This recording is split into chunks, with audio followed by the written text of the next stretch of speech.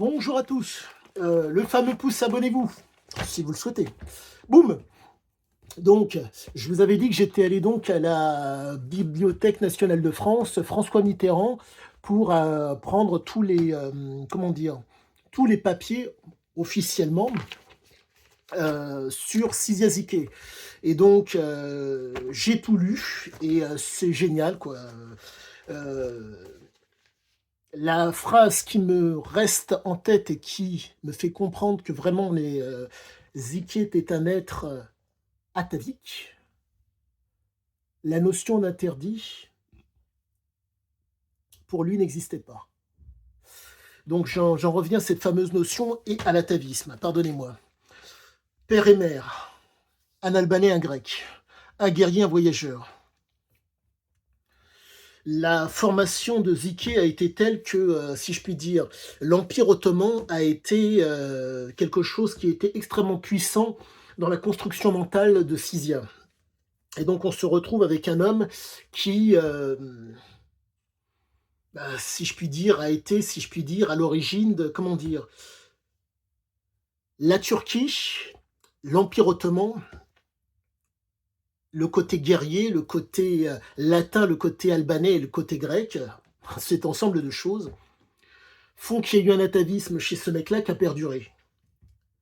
Cet atavisme, ce gène réminiscent, a pu s'exprimer chez Ziquet. Le frère de Ziquet, Bernard,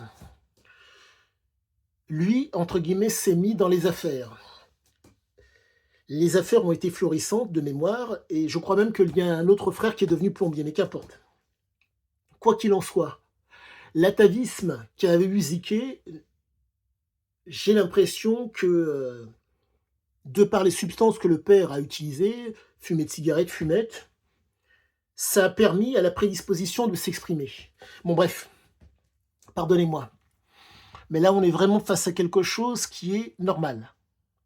Il ne pouvait en être autrement. L'atavisme a dû s'exprimer et l'atavisme s'est présenté. Cet atavisme fait que les notions d'interdit n'existaient pas.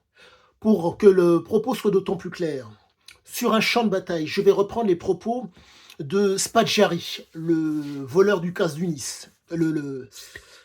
Pour ceux qui n'ont pas la référence, sachez qu'à Nice, il y a eu de mémoire dans les années 70, 60-70, un casse exceptionnel.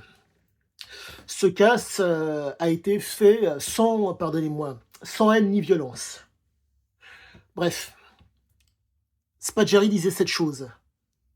Dans une guerre, on peut tout faire. Tuer, violer, faire l'impensable. La seule chose qu'on n'a pas le droit de faire, c'est de la perdre. La notion d'interdit n'existe pas. Pour Ziquet, c'est une notion. Pour résumer la chose, grâce à ce texte, grâce à tout cela, j'ai pu comprendre que les notions de logique, de réflexion, de raisonnement sont propres à chacun. Ce sont des notions complètement différentes qui font que lorsque vous avez un atavisme guerrier, un atavisme d'exploiteur comme c'était le cas de Ziquet, l'interdit, selon l'endroit dans lequel vous êtes, n'existe pas. Vous faites face à Ziquet, vous existez. Le rapport que vous avez par rapport au papier est différent. Le rapport que vous avez par rapport à votre corps est différent. Ce spécialiste, entre guillemets, de la survie, pour reprendre un mot qu'il y avait dans le texte, la survie pousse à l'égoïsme. Mais c'est la construction, si je puis dire, c'est le fait donc, pardonnez-moi, du groupe.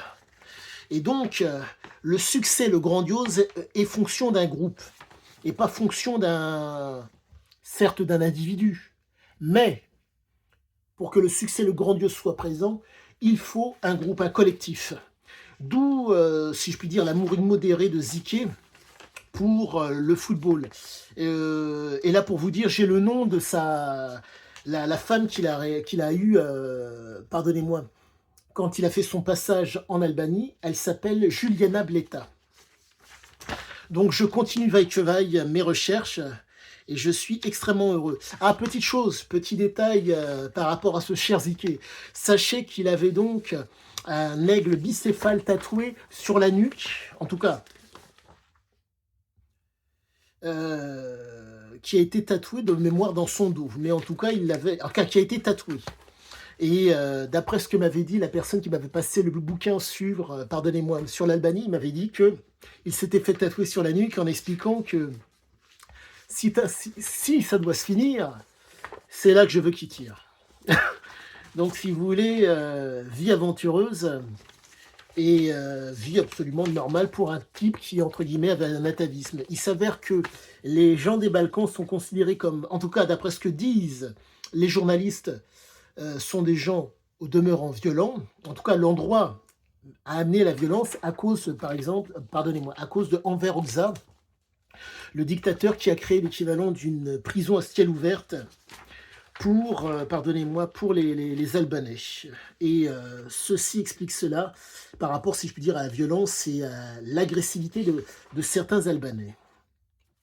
Là, il s'avère que l'Albanie est, d'après ce que j'ai pu comprendre, un tant soit peu plus décontracte que, en tout cas, c'est plus calme qu'à l'époque de 91 où malheureusement il a fallu du temps. Donc ça fait à peu de choses près, par rapport aux écrits qu'il y a, ça fait à peu de choses près une vingtaine d'années en plus. Donc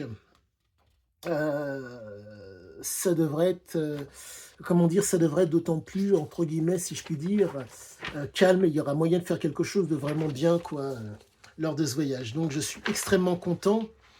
Euh, je suis extrêmement content parce que là, on va vraiment pouvoir faire quelque chose de bien. En tout cas, je suis en train de faire quelque chose de bien et je pense que vous allez aimer ce que je vous en amènerai. En tout cas, les trouvailles, j'espère que j'arriverai. Ouais.